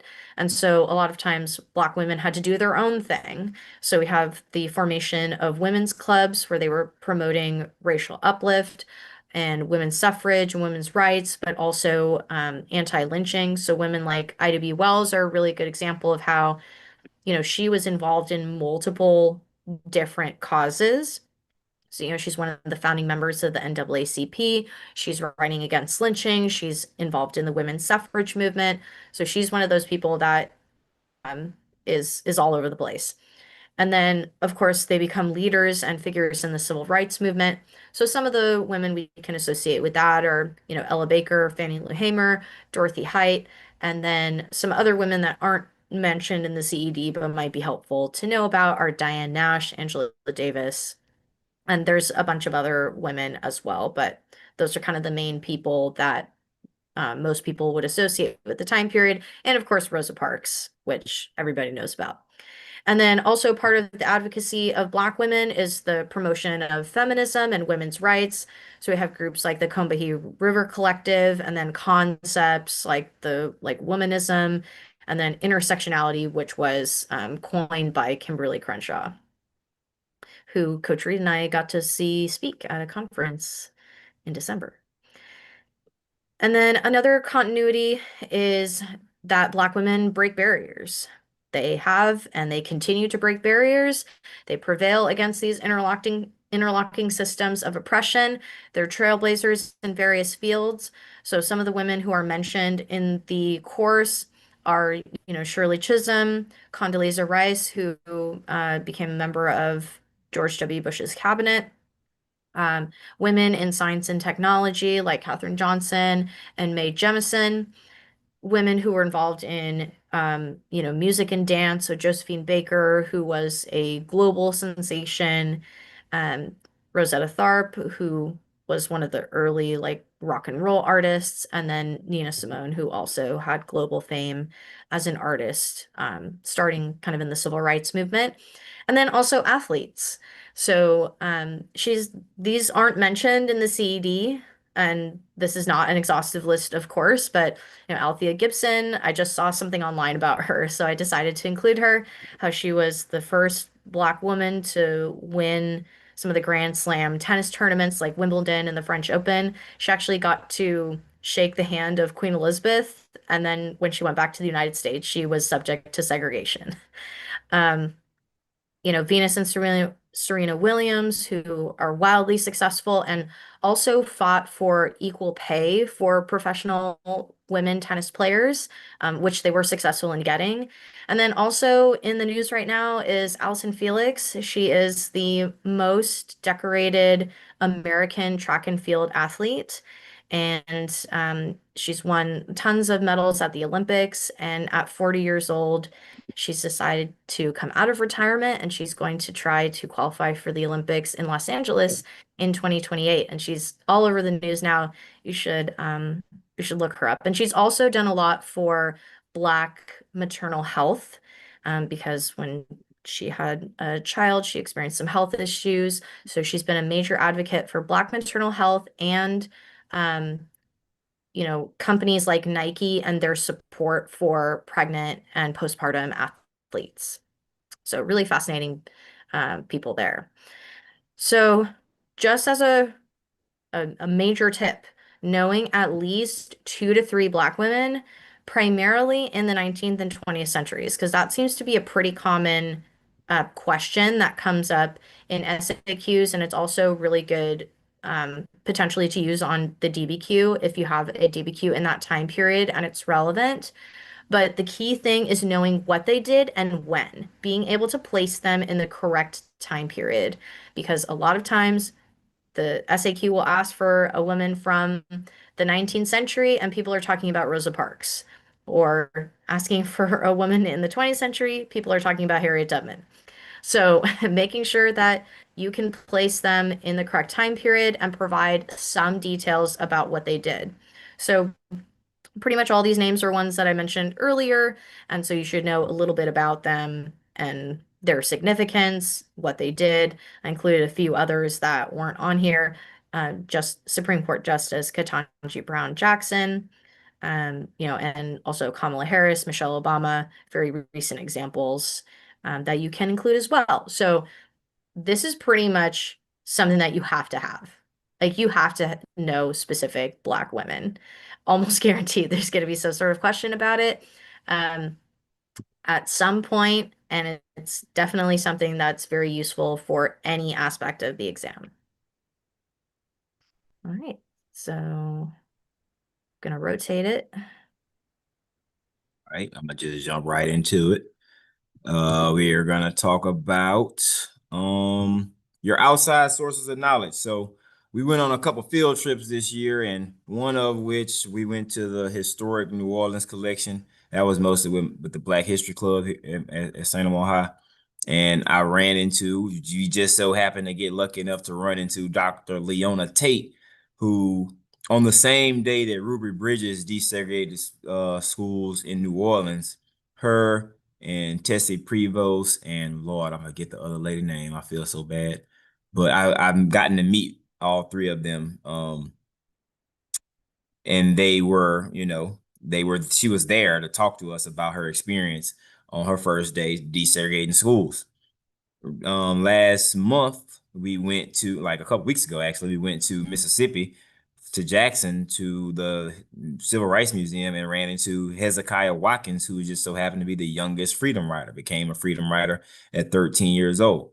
While we also were at the New Historic New Orleans collection, there was a copy of the actual Le Code Noir, the Black Codes in Louisiana. So these are things that you can use on the DBQ or in your writing. You can use your own personal experiences from outside sources, from field trips, documentaries that you watch, movies, modern music, sports, other popular culture, your local history, of course, any projects that you did in school, um, in other classes, but especially your own independent student project, and then any other personal stories that you can connect to the prompt or writing are valid responses.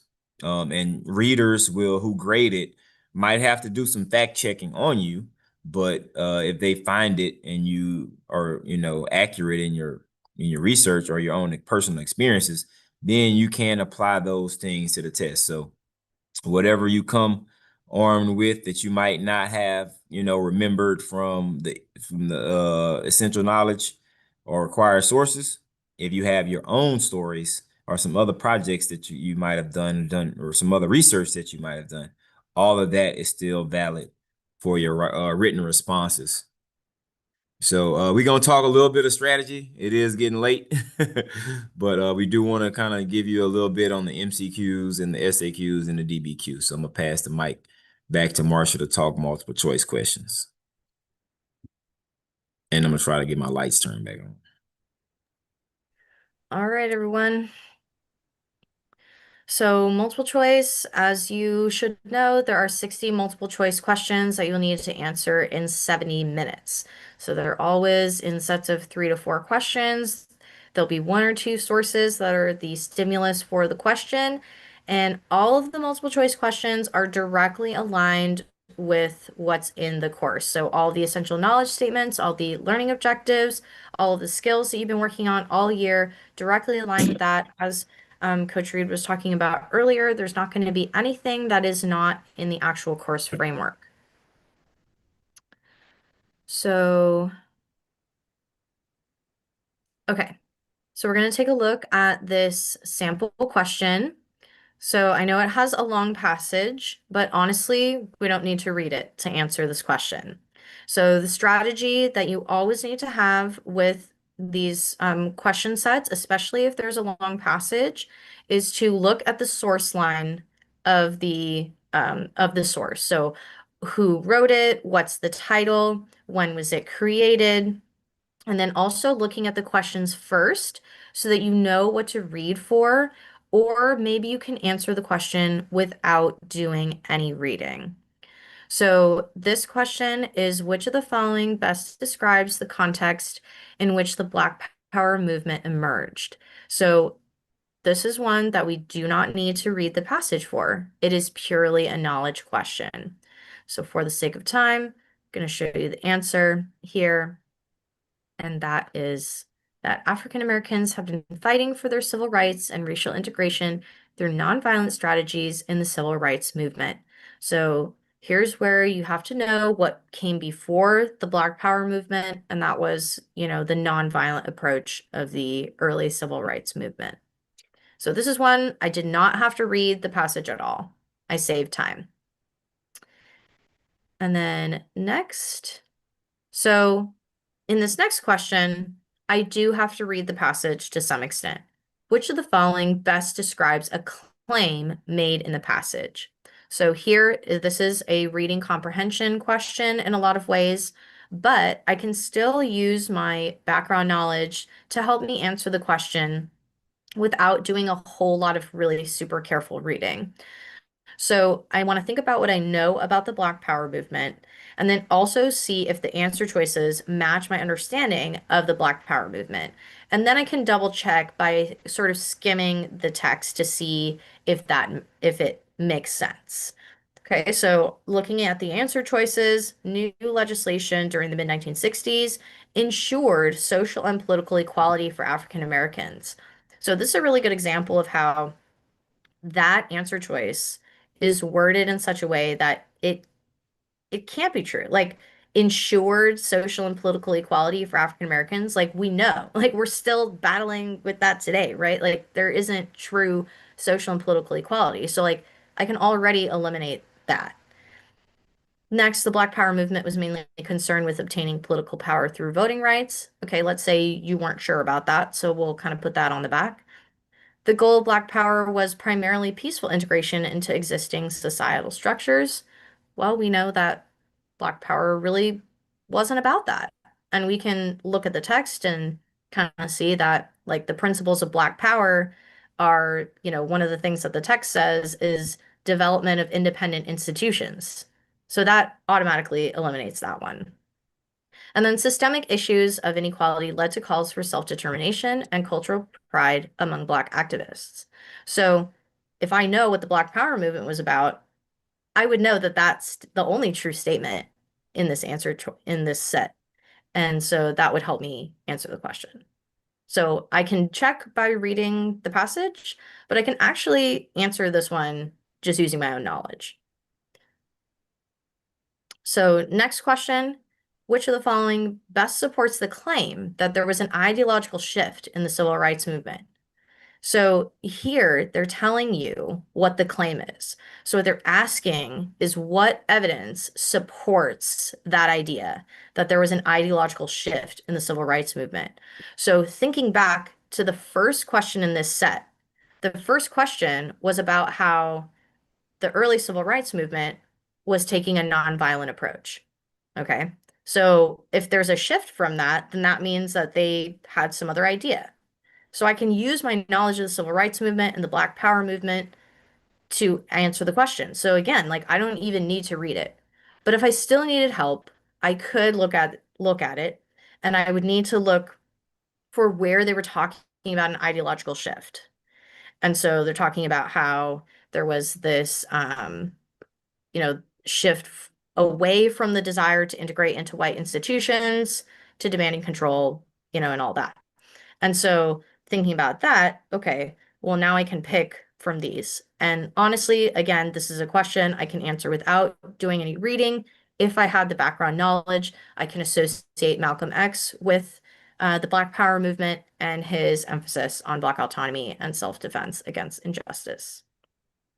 So here, like I gained, and also looking at the source information from civil rights to Black Power. So just with that little bit of content knowledge, I was able to answer this question set and do very little reading of the passage. So with 60 questions in 70 minutes, and then thinking about all the energy that you're going to be expending on that section and how much more energy you're going to need for the writing portions later, it's going to be really important for you to use strategies like this to reduce the time that you're taking answering questions, and then also the energy that you're expending in going through the process. So different things that are, common mistakes. So time management, taking too long. So as I said before, reading the source attribution line and the questions first, using your background knowledge to answer more factual questions, and then also use the strikeout feature on, what will be Blue Book. AP Classroom had this feature as well. You can also mark things for review to go back to later. And then be careful of the distractors. So answers that sound right but are wrong. So a lot of times a question, an answer choice will sound correct at the beginning, but then something is off towards the end of it, usually. Or something is in there like where it was ensured social equality. So be careful of sort of extreme language, like always or never, or it's stopped completely, things like that. And then also review the relevance to the question. Sometimes something will be a true statement, but it's not actually answering the question, or it's from the wrong time period or something like that. So, one last thing on this. Another thing that's really, really important is just like content knowledge, chronology, knowing when stuff happened is going to help you eliminate answer choices. And then knowing key facts about major like time periods or people or developments are going to help you identify those distractors. So, like this one, for example, which of the following best describes the context in which the Black Power movement emerged? So, you know, all of these answer choices have some correct information, but like only one of them is like actually within the time period of the question. Okay, so make sure that you are like using your background knowledge, reading carefully, but you don't have to understand every single word of a passage. You don't have to understand every single aspect of an image. You just have to have like a sense of what's going on with it. And using the source information is really going to give you sometimes like all the information that you need. All right, so Right. That's that multiple choice game. Yeah, I'm gonna jump into the SAQs. Ooh, am I on the right slide? I'm not on the right slide. Here we go. All right, so the short answer question section, 18% of exam, three questions, well, three question sets, right? one short answer question based on a text source, one on a visual source like a image or a graph or a map or a data set, and then one group with uh no source but a broad thematic course concept. So that's why we want to focus on the themes, right? Probably gonna be something about music. It's a good chance. Uh, so each question will either include 3 or 4 question parts. So the prompts that you'll have will have 3 or 4, and we'll assess the mastery of the core skills. So when we look at the skills again, you probably looked at these day one, haven't really thought about them, kind of probably just been doing them, practicing the skills, because that's how you develop it, right? You got to get the reps in. So I always start with 2B and 2C and work my way out of it. So can you describe a source's perspective, purpose, context, and audience?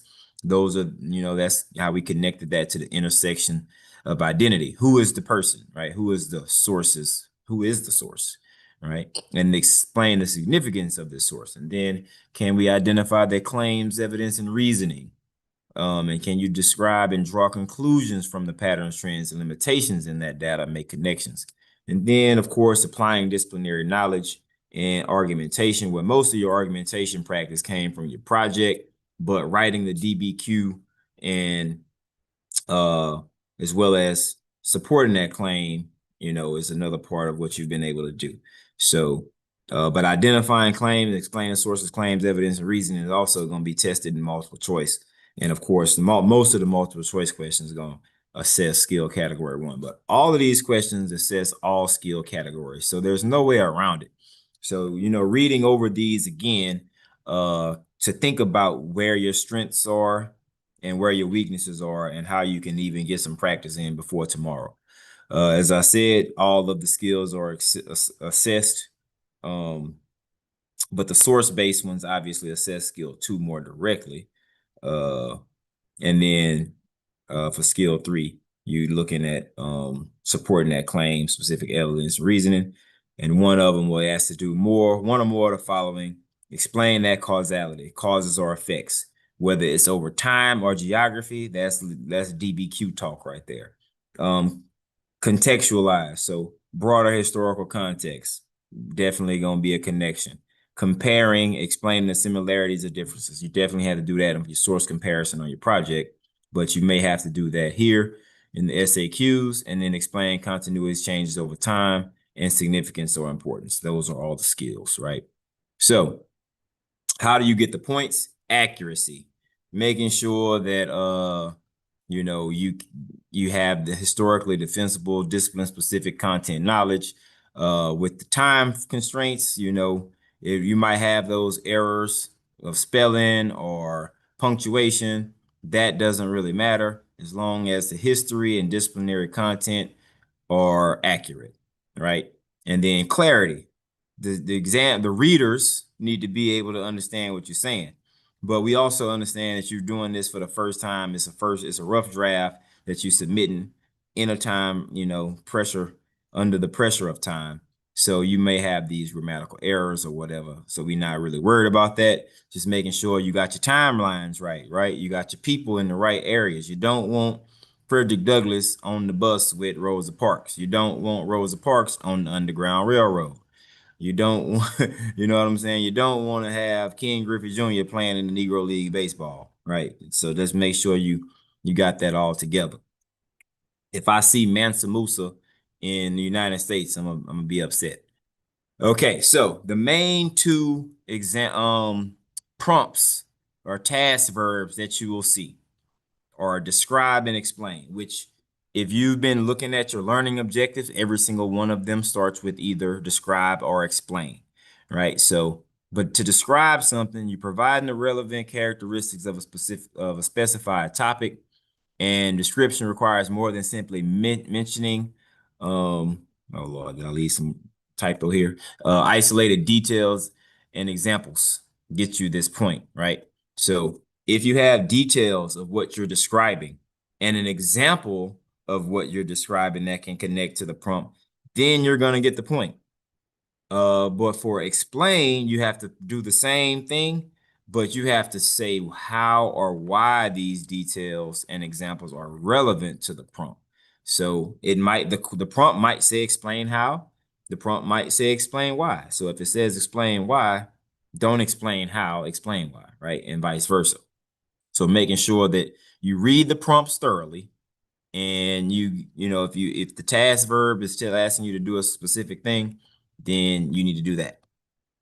Right. So these tips: periodization, knowing your timelines, of course, time periods, events, developments, and people. Specific information does matter. Describe, you usually have to provide two specific example details or examples. Explain how or why. Read the prompt and answer what it's asking for. But if all else fails, just try to answer best you can. You might say something correct. So get your yap on if you need to, and hopefully you might yap your way into a point. You may or may not, but it's better than leaving it blank. Give yourself a chance. So examples. Now there are example sets online, and I was fortunate enough to work on this one last year, so I like to use this one as my example to kind of start off with. But you can see describe prompt A, describe the broader historical context. What's the historical context? Look at the image, but look at the title. 1936 Summer Olympics, Berlin, Germany. What's going on during this time? The next one, describe one example of an African American athlete other than Jesse Owens. So who else do you know who broke discriminatory barriers in the 20th or 21st centuries?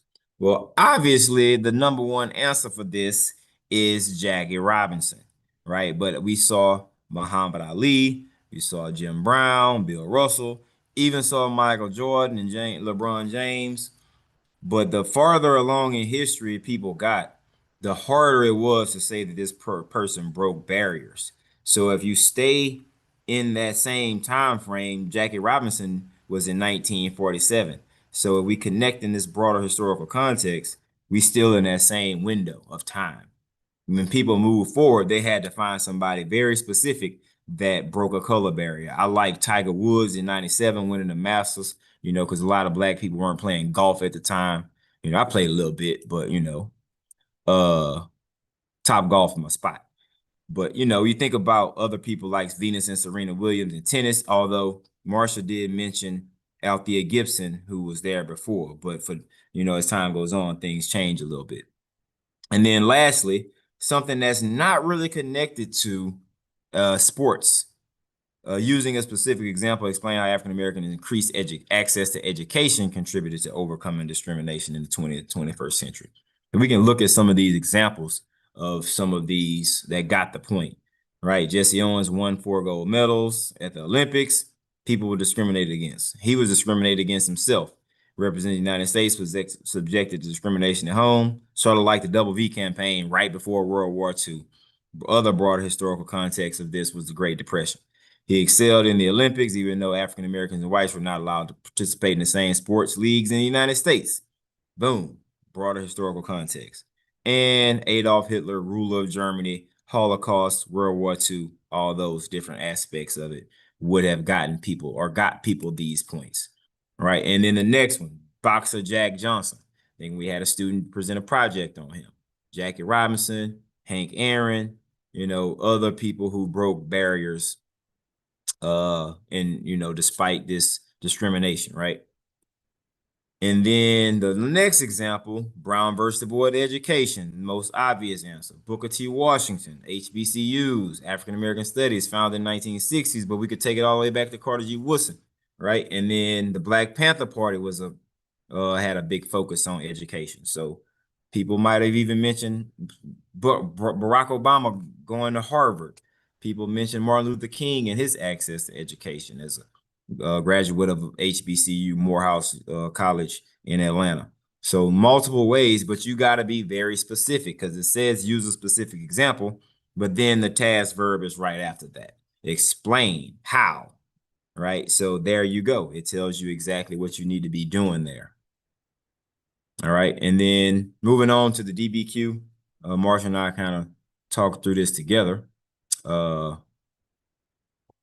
The biggest tips for the DBQ: time management, reading the prompt so you know what you're looking for, spend about 10 minutes going through the sources, kind of do some sourcing, planning out your thesis and context, Playing it safe, explaining the content of four sources and how they support your thesis or claim. Three of those sources need to be pulled from the sources that are provided, and then the other one needs to come from the outside. Marsha, you want to talk about the HIP analysis? Yeah, so making sure that you're talking about the historical context, intended audience, purpose, or perspective for each of those documents. You only need one method per document. But another thing that I forgot to put on here that's also really important is making sure that you're linking it back to the claim. So not just saying like, oh, during this time such and such was happening, but like describing it and then explaining how that links back to whatever the prompt is asking you to talk about. And then for the outside information, because APFAM only has 5 sources in the DBQ. There's so much room for outside information. So think about what else you know about the topic in general that is not reflected in the sources. And also, sometimes there'll be a source from a prominent person and they are like the source that's provided is not necessarily something that you would normally associate with that person. So, for example, my class, we were just looking at one about migration, and it had a Claude McKay source that was not his poem, If We Must Die. So, knowing that about Claude McKay could potentially allow you to elaborate on that and talk about his work and how that applies to the prompt. But the important thing is that you're always linking your evidence back to your claim, whatever that is. And your claim should address the prompt. So your claim should be an answer to the prompt. So whatever it's asking for. So if it's asking for how migration shaped Black communities, you're saying migration shaped Black communities in that this and this. Like, so you should have clear answers to your claim that are then supported by the sources. And if you don't know a whole lot about the topic, just use what's in the sources and go with that. You can get easily the thesis, the, evidence points, and also the source analysis points um, pretty easily. And then also a general thing that I tell my students is historical context works for any source. And for maps and data sets, you should really only be doing historical context because it's almost like there's no point in talking about the intended audience or purpose of a map because it's just to show information. So talk about the historical context for those types of sources. Yeah, and when I was reading the DBQs last year to score them, the hardest point to get was the source use point. So just kind of think about how you can add, that perspective, purpose, context, or audience to at least two of the sources that you use to connect it to your prompt as well as your claim. So read the rubric one more time before you go in the exam, but think about how you can take at least two of those sources and explain that context of it, right? And then the reasoning should become part of your analysis of your historical context and how the continuity and or continuation or change over time or geography. So the sources are gonna be like in chronological order in some ways, from beginning to the earliest one to the latest. So your first source that you use, you probably want to think about connecting those sources over their period of time or over geography if they spread out over space as well. And that'll help you with those points. But the source use points is the one that people struggle with the most. Another thing that we kind of discussed as readers was looking at for the historical context, think about a 10-year period before the prompt is asking, or before the sources kind of, where the main idea is, and then maybe a 10-year part at 10 years after. So that kind of gives you a window of broader historical context, but you can't really go much farther out of that window. you're really safe within like a 5 year before, 5 year after period, or like at the same exact time of what it's asking, right? Especially for the DBQs, I mean, for the SAQs that's asking, describe the broader historical context, like the Jesse Owens, what was going on around that time. You can't really go too far out of it. So kind of stick to that specific time period as best you can of anything you can name that you can kind of display the relevance of that time period to your claim and to the prompt. But yeah, that's really all we got for Wait, the hang DB. on. Oh, or Um, there's more? Oh, the strategy right here. Exam day yeah. validation. Yeah. Well, one quick thing about the historical context. So, what he was just saying about historical context being like kind of within 5 years, that is for historical context for the source. If we're talking Yeah, about yeah. contextualization, like in the introduction, that can go further back. And sometimes Yes, you kind of yes. need to go further back, especially Right. because like the DBQ usually spans a larger time period depending on what the prompt is talking about. So think starting with like the first source and then thinking back from that, but you could even go like a few, maybe like a, like 10 to 20 years back from that, depending on what they're asking for. So, more immediate historical context for actual sources, but then you can go further back for the contextualization in the introduction. Like that, and that's for the prompt as a whole. Okay, Correct. so talking about the exam day validation question, I know that there were some questions about this in the chat. So I added this slide. So knowing at least two of your sources well, ideally three or all four. But at the very least, knowing basic information, what's the title of the source, who created it, some information about the creator, like what kind of person is this? Is it a historian? Is it a journalist? Is it like Hmm. the person themselves that you're focusing on? What type of source is it? Is it an article? Is it a study? Is it a song or a work of art? Is it a picture? What type of source? And kind of along with that, is it primary source? Is it a secondary source? What's going on with that? And then you should also know details about the source. So, what are some of the main points or pieces of information in the source? Like, what's the main argument made by the person who created it? And then also, how does it support your claim? And then some deeper analysis that's definitely helpful. And, I assigned all of the oral defense questions to my students to have them practice answering them. But there's a lot of questions on there. So at the very least, knowing how they compare with one another, how are they similar? How are they different? And then also, how did you determine that that was a good source to use?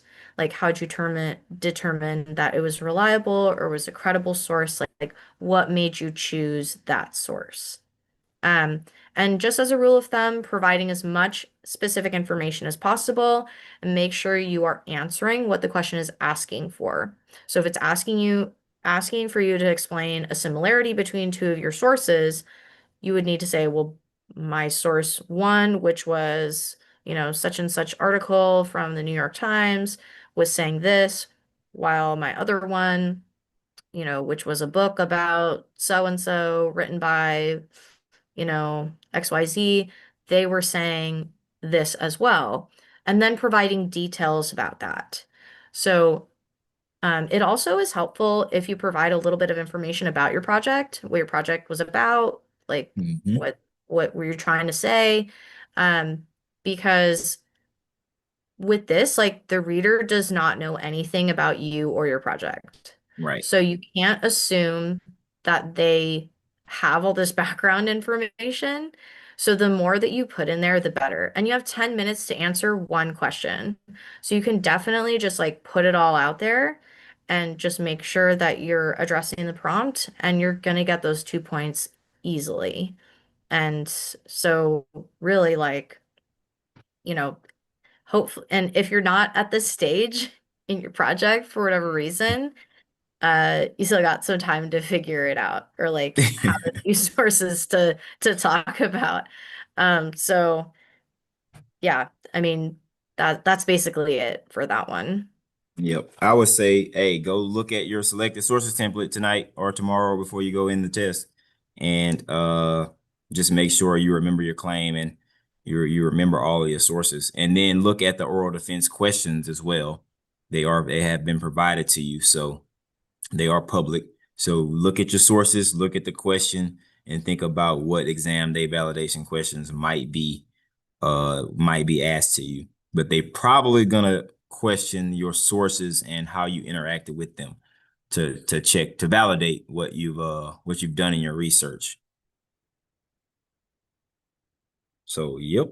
And misconceptions and gaps in knowledge, guys, is your timeline errors, ignoring the task verbs of the prompt, your lack of historical context.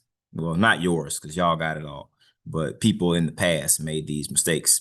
Vague or inaccurate evidence, weak connections across the time, and incomplete explanations of the sources or truncated descriptions. So not really full descriptions or full analysis or full explanations of what you're trying to get across and connect to your prompt as well as connect to your connect to the prompt as well as connect to the claim.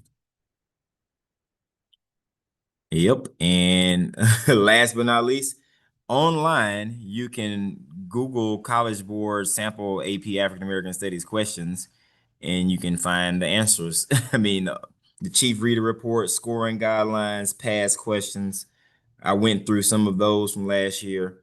The DBQ is on there that we read last year as well. It was mostly from Unit 3, but it was completely tied to music and resistance and resilience. So it's thematic, but it's also related to a certain concept, right? So you can expect something similar to that, whether it's music, religion, some other form of art, or a different theme of intersections of identity, migration, or resistance and resilience. So that's all we got, you know. This is Marsha and I's third year doing it, so it's a three-peat. We started in Costa Mesa doing this workshop together with this awesome group of AP African American Studies teachers that you see on this image. Um, yeah, so we're gonna get this done by any means necessary. And that's all I got. Marsha, you got anything else? Yeah, well, thank you everyone for being here. There was one question in the chat about the exam day validation question. This is part of the exam. So even if you have not done your presentation yet, if your teacher hasn't submitted scores, it doesn't matter. This is part of the exam. So it's there no matter what. Yeah, Yeah, so so thank you everyone. thank y'all so much for showing up. Hopefully you got something out of it, took some notes. It will be online forever. So if you want to look at it again, I'm gonna make sure I get it up there as soon as possible. Until next time, I'm Coach Reed, and we'll see y'all later. Bye. All right, I'm gonna find this stop stream button. And peace out, everyone.